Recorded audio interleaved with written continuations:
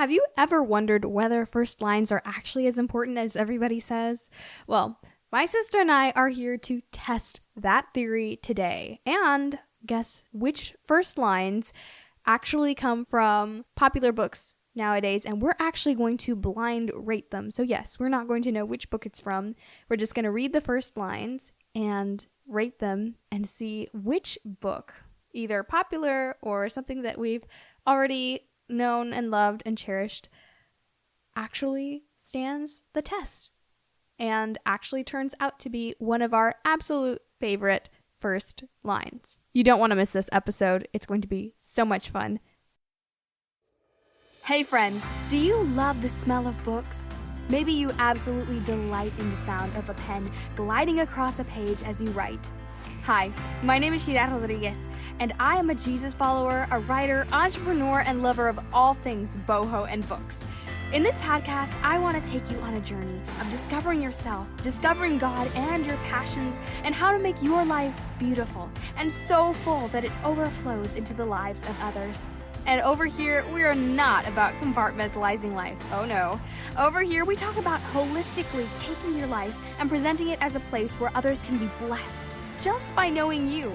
Are you excited? I am. So snag your favorite mug of tea or a pen and paper and let's jump in. Because you're listening to Her Reading Life podcast.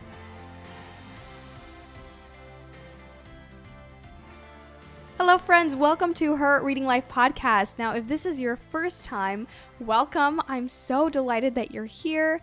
My name is Shira Rodriguez, and I am a novelist and a podcaster, and I love talking about how some of your favorite stories can actually inspire you to write better stories, but also to live a life that is beautiful and that just overflows into the lives of others and creates beauty. Now, if you didn't get to listen to the last episode, definitely check that out because my sister and I played a game, basically. We had a challenge to see which lines were some of our favorites. We were blind rating our favorite lines and seeing, kind of playing with what actually makes a good first line, which books actually captivated us just by their first lines. And it was actually so surprising, the results that we came up with, and it was so much fun. So if you've already listened to that episode, then I am so excited to let you listen to this one. But I do recommend that if you haven't listened to the previous one, definitely go back and listen to that one, because that way you can actually get to listen to most of the lines that we chose, and that way when we do the big reveal, you don't spoil anything for yourself. So, without further ado, here's our episode. Okay, so let's move on. Are we moving on? Yeah. Let's move on to the fifth book? I think it's the fifth book. The fifth book. Okay. Which is, okay. When I was a kid, my mom constantly invented games. The quiet game, the who can make their cookies last longer game, a perennial favorite, the marshmallow game, involved eating marshmallows while wearing fluffy Goodwill jackets indoors to avoid turning on the heat. The flashlight game was what we played when the electricity went out. We never walked anywhere, we raced. The floor was nearly always lava. The primary purpose of pillows was building forts. I think this is really cute. I know where this is from because I read this first line. Really? Yes, I did. I didn't know. I thought you might have, but then I was like, no, she didn't. Yes, I did. I stole the book from you one day. Oh. And I just saw it lying around, so I just read the first chapter. This was good. I loved, maybe because I already knew where it was from, I wasn't able to engage with it like as the first time. Mm-hmm. I remember thinking it was a really good line. Like, it was good. It wasn't impressive. It wasn't like, wow. But I think it was fun and very whimsical, especially considering the genre that it is. Yeah. And the way that it goes later on, just starting from that. It sets up a really lovely expectation, especially as the theme of the book tends to be about games and things like that. This one is the inheritance games. Yeah. I feel like I would give it a 4. 4, yeah, a 4, because I feel like it really ties into the theme of the entire book. Yeah, exactly. And I love the character's voice, where it's a little bit tongue-in-cheek, which is kind of her attitude through the whole thing, and it's a little bit skeptical, a little bit like, I don't know, what's the word, like, what's the word? Like when people have seen the world and they're kind of jaded, I guess? I don't know. Yeah. Ignore what I just said. What does jaded even mean? Wait, you said... sounded so good. Jaded is like when you've seen the world and you're kind of, you don't... That's what I was gonna say, but then... I think so. Okay. Now I'm like No, curious. hang on. Jaded. Friends, we're hoping that the word jaded is properly used. If we used it wrongly, if we used it in the wrong context, please forgive us. We didn't mean to. We thought we knew what it meant, and I'm pretty sure we do, but anyway. Back to the point, which was that I like how it shows that she has a very optimistic attitude towards life, even though different things, life complicated. Like, they didn't have electricity, so they would play a game, and you see how this attitude of being resourceful and having a positive outlook, even when bad things are happening, literally roots back to her character throughout the entire book. So I think that's something really cool. That's already put from the first line. Right. I love that. Yeah, you've read the books, so you can definitely see how the character changes, and I love that detail. I didn't even think about that. That's really cool. Okay. The next one is, I was born with a broken heart. The day I arrived into this lonely world was also the first time I died. Nobody spotted the heart condition back then. Things weren't as sophisticated in 1975 as they might be now, and my blue coloring was blamed on my traumatic birth. That's sad. I know. It's good, but it's sad. It's very good. I would say 4.5. Yeah, I agree. Just because it was good. I could sense the personality. I could sense the stakes quickly, and that's hard to do. Yeah. To bring the stakes in so quickly, and to care about a character. I felt like I cared about the character. I liked the fact that it talked about when she was born and when she died in the same sentence, which I feel like is not often done in books. And so it really compared those two. And you really thought about the two. Like, what do you mean the first day you were born was the first day you died? Yeah. And it's, that one is from Daisy Darker. I know it. Which, again, has so much to do with the book itself. But I actually really liked the different, you got surprised at points. They was literally the part where I said, was the first time I died. I literally saw you go, huh? Yeah. Which I think is such, like, the perfect reaction to a first line in books. Where you're like, wait, what? Exactly. And again, it's that kind of question where you're, like, beguiled into the book and just drawn into it because you want to know why. That first line of, like, the first day I was born was also the first day I died. It's like, what? Yeah. Okay. The next one we have is... Oh, do we rate that one? I think it's book 6, right? Oh, yes, book 6. Okay. Book 7. Conscription Day is always the deadliest. Maybe that's why the sunrise is especially beautiful this morning, because I know it might be my last.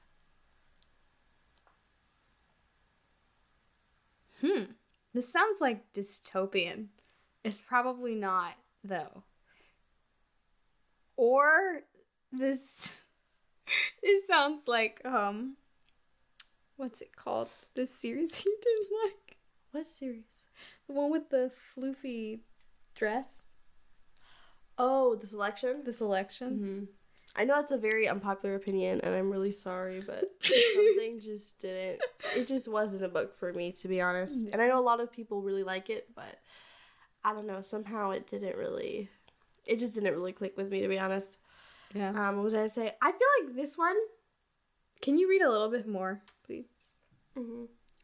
I tightened the straps of my heavy canvas rucksack, I think. Yeah. and trudge up the wide staircase of the stone fortress I call home. My chest heaves with exertion, my lungs bursting by the time I reach the stone corridor leading to General Sorganel's office. This is what 6 months of intense physical training has given me. The ability to barely climb 6 flights of stairs with a 30-pound pack. I love the tongue-in-cheek. I feel like I'm getting this theme of I love tongue-in-cheek. But anyway. I feel like what I liked was I really like her character after this. I feel like her character is just a vibe. I want to hang out with this character because she seems like a fun, doesn't take things seriously, just a cool person, to be honest. Yeah. I liked it. Yeah. It wasn't like gripping, like, oh my goodness, I need to keep on reading, but I liked it. I liked her character. I had a good impression. Yeah. Yeah, I feel like it reminded me a lot of like Hunger Games kind of feel.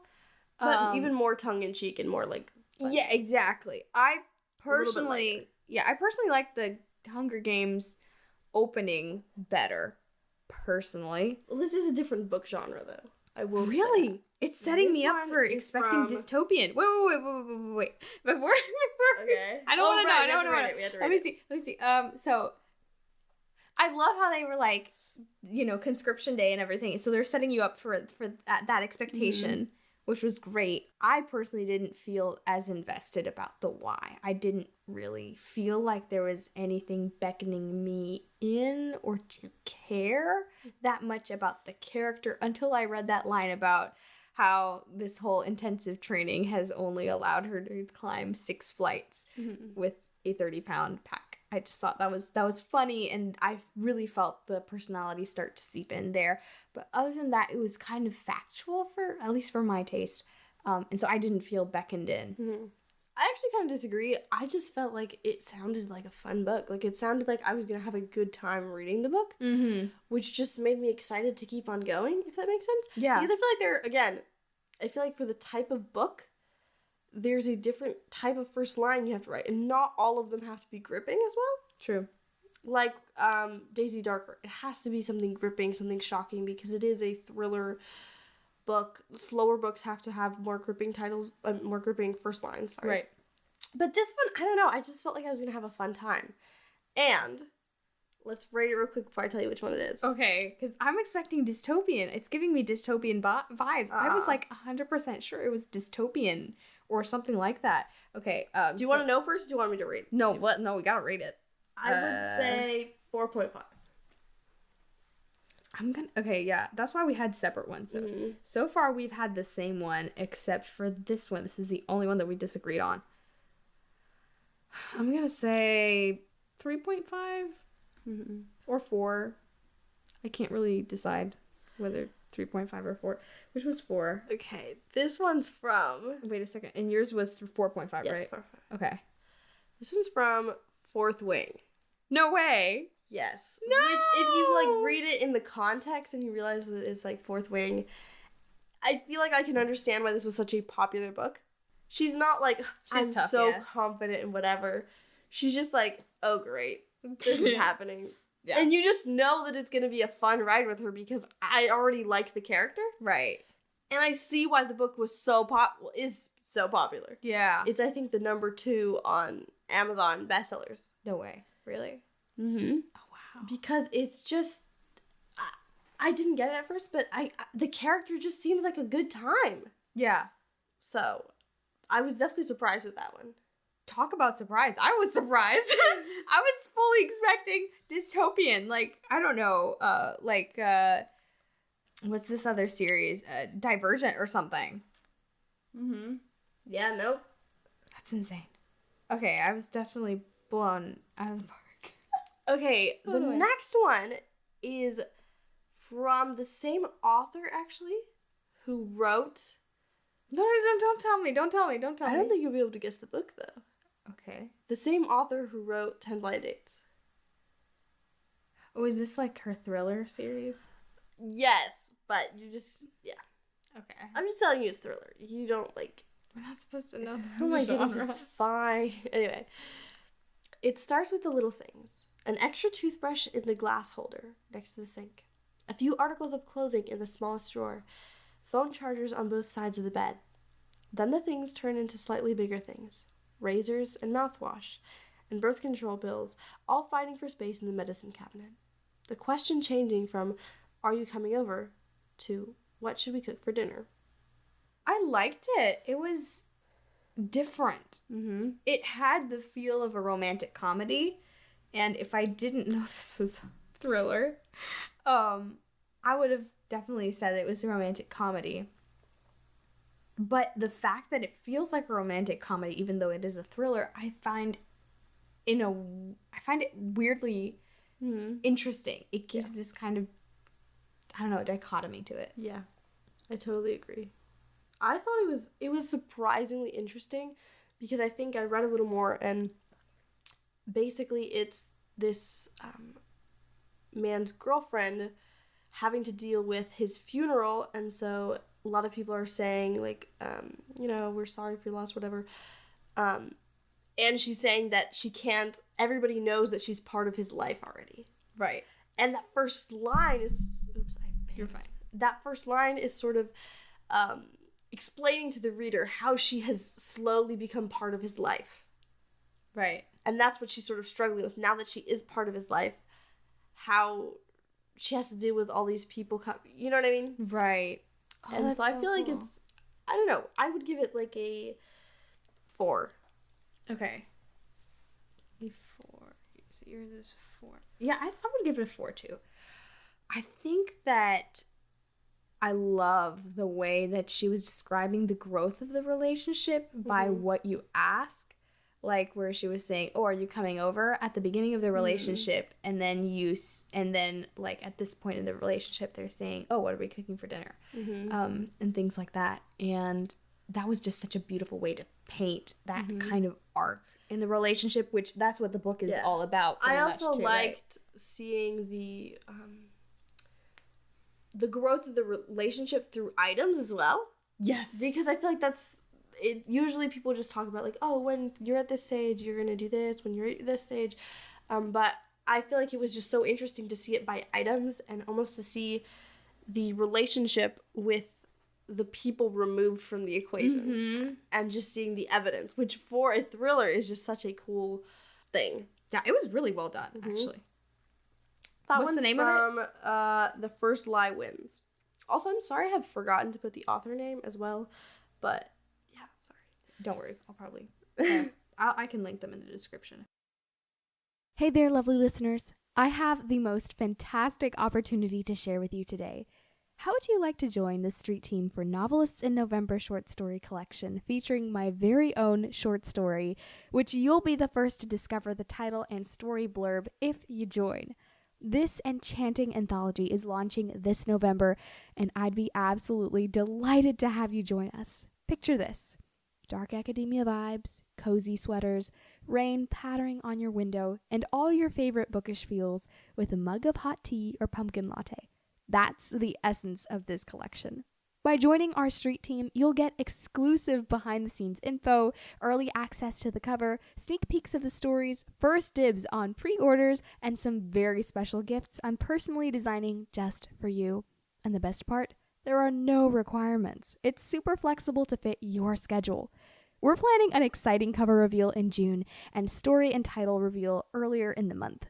Plus, you'll get an early ebook copy of the anthology and see our book cover before anyone else. So, if you would love to be part of this cozy autumnal adventure, click the link in the show notes and join the rest of our bookish friends on the street team, or visit bio.site/ShiraJRodriguez. That's bio.site/ShiraJRodriguez. Thank you so much for your incredible support and enthusiasm. I'm truly grateful for you, and I can't wait to see you on the team. Hey there, listeners. Before we dive back into today's episode, I want to take a quick moment to talk about something really important. Reviews are the lifeblood of any podcast. They not only let us know what you're loving about the show, but also help others discover the beauty of living, giving, and repeating. So if you're enjoying the content we're putting out, here's a small favor I'd love to ask. Could you take just a minute or two to leave us a review on your favorite podcast platform? Whether it's Apple Podcasts, Spotify, or any other platform you listen on, your reviews make a world of difference. By leaving a review, you're not just sharing your thoughts with us, but you're also helping us climb the charts and reach more listeners who might benefit from our discussions. Plus, it's a wonderful way to show your support for the content you love. So friends, if you're finding value, inspiration, or even just a good laugh in any of these episodes, please consider dropping a review. It only takes a moment, but it means the world to us. And hey, if you want to go the extra mile, share the podcast with your friends, family, or anyone you think would benefit from these conversations. Together, we can create a community of listeners who are engaged, inspired, and ready to take on the world. All right, that's enough from me. Let's get back to the show. Thanks for being the wonderful, lovely, incredible listeners you are. And as always, enjoy the episode. Okay, the next one we have, you put 4 as well, okay? The next one we have is from a different book, okay? Is this the last book that we have? Yes, this is the last book we have on our list. This one is Darkness Suits Me. Each evening, I await the click of the overhead lights, leaving only the glow from the main tank. Not perfect, but close enough. Almost darkness, like the middle bottom of the sea. I lived there before I was captured and imprisoned. I cannot remember, yet I still taste the untamed currents of the open water. Darkness runs through my blood. I love this so much. This is actually also a very popular book that I only knew about recently and I haven't read it yet. But, yeah, I want to know your thoughts on it. Okay, I feel like I've heard of this book before, but I love the fact, at first I was like, this is okay. But then the part where he was like, he or she, I don't know. It's an octopus, yeah. I thought it was something like that. Yeah. The fact that the octopus was like saying, I used to live at the bottom of the ocean. It's just so unexpected that we're like, wow, oh, okay. And the whole relationship, I really felt like when I was reading, the first thing that came to mind was a tank. Like, I thought of being inside a tank, and I was like, this is probably just my imagination. I'm probably imagining something wrong. And then he said at the bottom of the ocean, and I'm like, oh, this is so cool. I loved it. I genuinely loved it so much. I would give it like a 4.5, me personally. So this is, I know you mentioned this before, the story about the octopus. I was confusing it with another book. This one is from Remarkably Bright Creatures, which is actually quite a popular book right now. Really? It's a story of an octopus, and I think the person who takes care of them at the aquarium place. Okay. The octopus is, and I think it's more of a literary fiction book, but correct me if I'm wrong. I don't want to, I'm not saying that it is, but I think it might be. Right. But it's very popular currently. What was your rating for this one? I would give that one 4 stars. I liked it. It just doesn't quite sound like my cup of tea. Yeah. But I did like it. Yeah, I totally love the literary fiction ones. They're really Let me see. Okay, I think our top 2 books was book 6 and book 2, which would be combined those were our 2. Which would be Caravel and Daisy Darker were the top 2. Okay. Wow. Okay, so we have out of 2. I would say Daisy Darker, to be honest, if I had to choose. I feel like that one was just so captivating, and you just don't expect what's happening. I would actually have to disagree on this one. I feel like Caravel, I haven't read, again, you've read Daisy Darker. I haven't read any of these books, so I can't say which one is better, but I feel like Caravel just totally blew me away. I just didn't expect it. And the storytelling was just so succinct. Yeah. And yet beautiful and kind of fantastic. I actually really liked it. I feel like the Daisy Darker, it was good. It was really, really good. Beautiful. But I feel like I just didn't like the directness as much because I felt like in Caravel there was just a lot more subtlety, and that's just my taste.